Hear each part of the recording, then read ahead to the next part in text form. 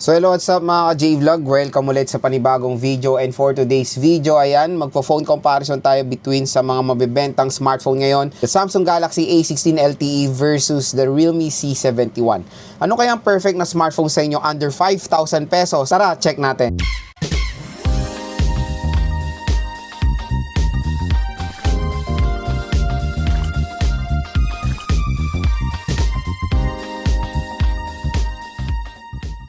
So and for today's video, another phone comparo na naman tayo, and this time ipagko-compare natin yung dalawang mabebenta na budget smartphone today, the Samsung Galaxy A16 LTE and the Realme C71. So very interesting nga dahil lang nakakaano dito, sobrang mura na lang ng A16 LTE. Nung nagsimula ito lumabas nung last year sa Philippines nung late 2024, sa around 10,000 pesos yung kanyang SRP, tapos hindi siya ganun pinansin dahil mababa yung RAM at ROM niya, ta sobrang mahal. Pero again, gumawa ng ingay si Samsung ngayon June na sobrang binagsak nila ang presyo lahat ng A-series ng Samsung Galaxy ng A16 LTE sa online, sa official store nila. Kaya kung bibili kayo ng A16 LTE at netong Realme C71, dito tayo bibili sa ating view product sa online, dahil dito meron pong special voucher na naghihintay sa inyo na up to 1,000 pesos off. Usually, ang A16 nga, nabili ko to nung May ata or June, 6,000 pa to. Pero ngayon, pwede nyo na siya makuha ng 4K, meron pa nga nakakuha ng 3.8, di ba napaka-solid? Baga yung specs kasi ng A16 sa ganyang price, sobrang sulit na yan. Ngayon, naroon ako nakita comment loads, compare mo nga sa Realme C71 kasi hindi sila nagkakalayo ng price na eh. So ito, ginawa na natin tong video na to. So yung Realme C71, again, yung presyo rin yan. Ang SRP ng Realme C71 is nasa 5 plus for the 4GB 64, tapos 6,499 for the 6GB 128. Pero tingnan natin sila ngayon sa online, kung magkano na lang sila ngayon as of ngayong September 18, 2025. So dito muna tayo sa Samsung Galaxy A16 LTE. So yung A16 LTE sa online ngayon, isa sa 5,000 plus siya. Pero pag in-apply nyo yung ating mega voucher mga ka-J-Vlog, makukuha nyo na lang to ng 4 plus A16 LTE. Diba? 4 plus na lang siya, 4GB 128. Tapos yung naman Realme C71, meron siyang 128 version, pero mas mataas nga lang siya ng RAM when it comes sa Samsung. Check natin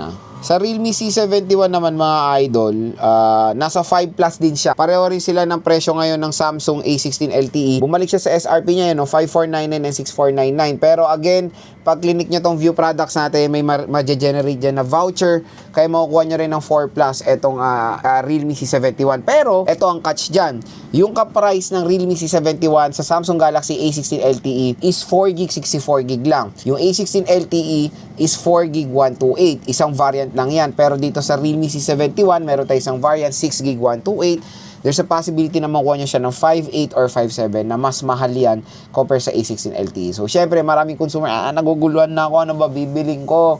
So, yan, para sa inyo itong video na to, and hopefully makatulong ito. So, next mga J-Vlog, gusto ko i-share sa inyo yung mga advantages sila sa isa't isa. Unahin muna natin sa screen display. Medyo magkaiba talaga sila ng screen display. Sobrang layo. For me, I'll prefer the screen all the way ng Samsung Galaxy A16 LTE dahil super AMOLED display po ito. Ito po ay isang pinakamagandang display sa budget segment ngayon, kasi even mid-range AMOLED lang nilalagay, higher entry AMOLED. Dito kasi is super AMOLED. Mas maganda po sa AMOLED yan, na makikita natin sa presyo na sobrang mura lang, 4,000 to 5,000 pesos. Hindi tayo nagtatapos dyan. Full HD plus 1080p pang resolution. Kaya yon, ito yung aking A16, pero ito is 5G. Pareho lang naman sila ng specs ng display. Sobrang napaganda ng display netong A16 mga ka-J-Vlog. Kaya kinip ko yung 5G ko dahil sa kanyang display. Na dyan ako nanonood, dyan ako naglalaro.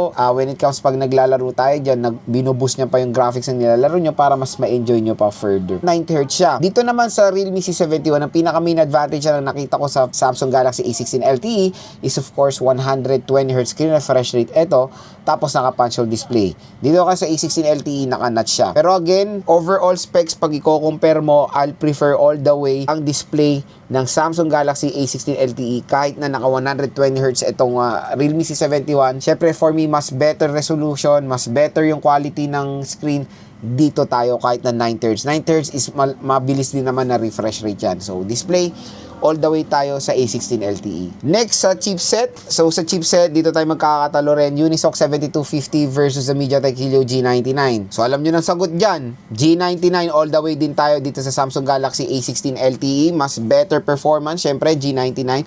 Pero don't get me wrong, the Unisoc 7250 is napaka-solid din na chipset yan. Pero when comparing these two smartphone, G99 sa halagang 4,000 plus, hands down din tayo dyan. I'll prefer all the way ang G99 ng A16 LTE. Next, operating system. So, out of the box, ang Realme C71, naka-Android 15 yan. Out of the box, ang Samsung A16 LTE, naka-Android 14 yan out of the box. Pero ito magandang balita sa A16 or sa Samsung, meron po silang software update. So, again, pag bibili kayo nitong A16 LTE, pwede nyo na po itong ma-update sa Android 15 with One UI version 7.0, and there's a possibility na ma-update pa to sa Android 16. So yan, operating system, longevity, dito rin tayo sa Samsung, at for me, mas prefer ko all the way ang operating system or UI ng Samsung. Kaya advantage din yan ng Samsung A16 LTE sa Realme C71. Pero I don't know kung meron mga track na si Realme sa pag-update ng mga older smartphone nila na budget smartphone. Comment down below kung meron na. Kasi ano pa lang naman tulad dito, bago pa lang naman itong C71, malay natin, hindi natin alam. Pero dito kasi sa Samsung, sure ball yan na ma-update pa. Next, camera all the way. I'll go for the Samsung Galaxy A16 LTE. Kompleto regados tayo. Triple rear camera system with ultra-wide, macro, at main megapixel na 50. Pareho silang 50 megapixel. Again, pareho silang maganda. Don't get me wrong, sa Realme C71, napakaganda ng photo quality niyan. Very vibrant, very sharp. Same din sa A16 LTE. Pero syempre, a-analyze natin yung mga ibang lente. Ibang lente ng Samsung is useful, yung ibang lente ng Realme is useless. Again, take for example, yung camera, pareho silang may triple rear camera setup, diba? Pero in reality sa Realme, isa lang ang gumagana dyan, yung main camera. Pero sa Samsung, yung tatlong butas na yan, gumagana po lahat yan. Now, which is very convenient. Advantage yan ng Samsung Galaxy A16 LTE sa mga ibang competitors niya na merong triple camera, pero in reality, wala namang sense or parang spec sheets lang yan or design. Syempre, I'll prefer yung mga merong use na lente. Ultra-wide camera ang hindi ko na nakikita karamihan sa mga budget smartphone today, na yan ang isang napakalaking advantage ng A16 LTE sa mga competitors niya as well. Next, sa speakers, pareho silang mono speaker. Pareho ring malakas ang kanilang speaker kahit mono. Ito rin man ang nakakatuwa sa A16 LTE. Wala na siyang mga get up na up to 100% na volume, nag-300, nag-400. Hindi, 100% siya pero solid, napakalakas ng 100 niyan.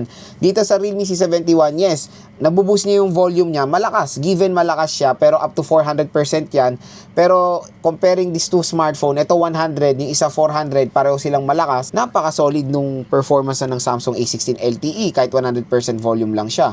So no worries when it comes sa loudness ng dalawang smartphone na to. Pareho silang maganda, pareho rin silang hindi stereo speakers. So when it comes sa bass quality, asahan yan for a single speaker, talagang malayo yung performance sila when it comes sa stereo. Pero again, the loudness nandoon po dito sa dalawang smartphone na to. Next, battery po, pinakalamang ng Realme C71 kasi 6,000 mAh na removable battery ang Realme C71 compare sa Samsung Galaxy A16 LTE na 5,000 mAh. Tapos sa A16 kasi 25 watts yan, sa Realme C71 45 watts. So syempre, battery and fast charging rate, dito tayo ngayon sa Realme C71. Na ang maganda rin sa Realme C71, may kasama pong charger, may kasamang jelly case, may kasamang screen protector out of the box. Ang Samsung slim box, cable lang ang kasama, period, yun lang. Pero kung bumili kayo sa Samsung store, minsan meron silang alam mo yon, ginaganahan sila namimigay sila ng charger. So nung pinurchase ko ang A16 LTE ko, meron tayong nakuha ang charger, separate siya na promo. So yun,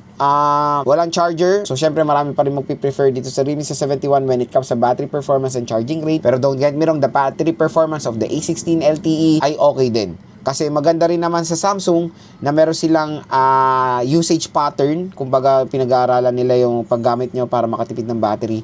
And malaki rin naman ng 5,000 mAh. Kasi siyempre dito sa A16 LTE, mas marami po siyang mga features na kumakain ng battery tulad nila ng Super AMOLED niya at Full HD Plus 1080p resolution. So yun, sa mga more on battery centric na consumers, syempre Realme C71 ang mas bagay po sa inyo. 6K battery, hands down, napakalaki niyan. Tapos slim design lang siya. Next, sa design ng dalawang smartphone na to, for me when it comes sa design, pareho sila maganda. Pero syempre, mas maraming mapupukaw na attention yung Realme C71. Mas better yung kanyang mga effects sa likod, mas premium siya tignan. Sa Samsung kasi, minimalist, pero eye-catcher din siya o head turner din siya eh. Tulad na lang nung color niya, yan, makikita nyo, isipin, ano kaya to? S-series ba to? Ganun eh. Mukha kasing S-series yung A16 LTE na maganda rin naman ang design niya for me. Pero kung pagpipiliin ako sa dalawang smartphone na to, kung sinong mas merong maganda design, all the way Realme C71 tayo.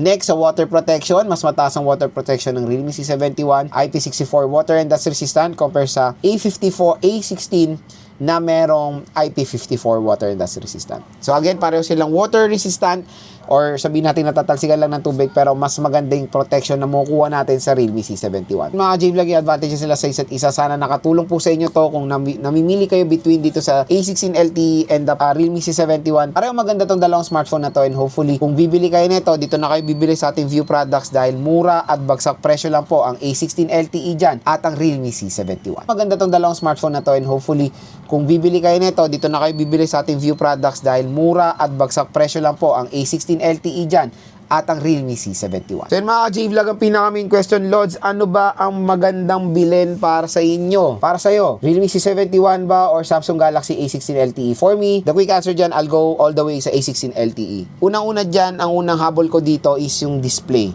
Super AMOLED display, tapos Full HD plus 1080p.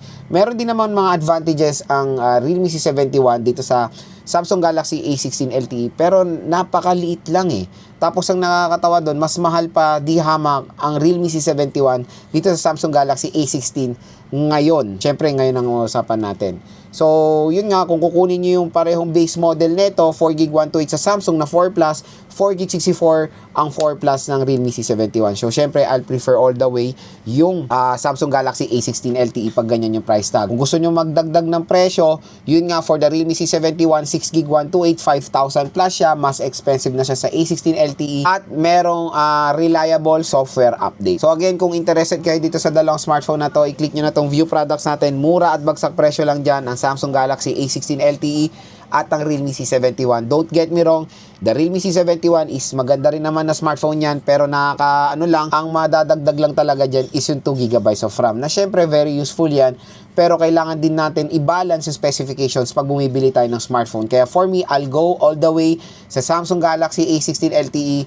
Meron siyang mas better chipset, mas better ang design, mas better ang display, Super AMOLED, mas better ang camera specifications, meron tayong ultra-wide at macro lens na dapat hindi na sila nag-offer ng 64GB sa ganitong presyo. Kaya marami pa rin mapupusuan ang Samsung Galaxy A16 LTE. Kaya hanggang meron pang stock itong Samsung Galaxy A16, Realme C71. Don't get me wrong, the Realme C71 is maganda rin naman na smartphone yan pero na dapat hindi na sila nag-offer ng 64GB sa ganitong presyo. Kaya marami pa rin mapupusuan ang Samsung Galaxy A16 LTE. Kaya hanggang meron pang stock itong Samsung Galaxy A16, ang Realme C71, i-click nyo na yan dito sa ating View products, add to cart nyo na yan dahil mura at bagsak presyo lang dyan sa ating link.